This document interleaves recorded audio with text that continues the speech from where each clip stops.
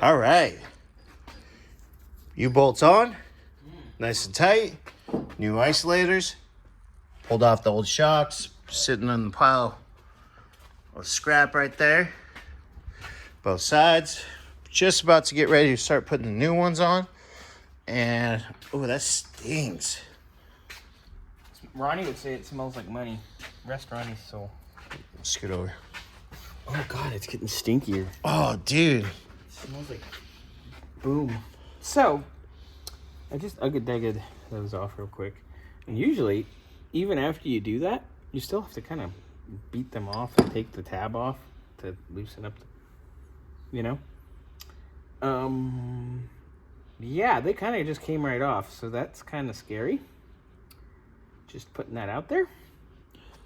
So I'm going to get this pulled, get the pinion out, and then we can show the gear much better. God, that smells like blown up rear end.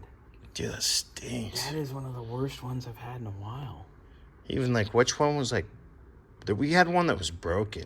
Kurt's. Yeah. And it did not smell like this.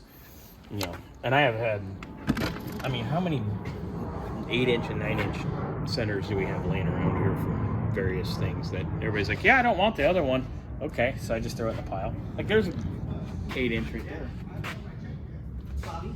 So, we're in the middle of shooting a video, Scotty. I didn't realize that. I didn't see you. Okay, well.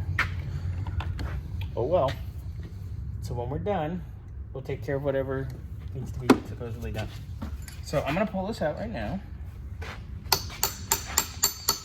just want to get it nice and loose. Because at this point, it doesn't really matter. Come on out, baby. Come on. I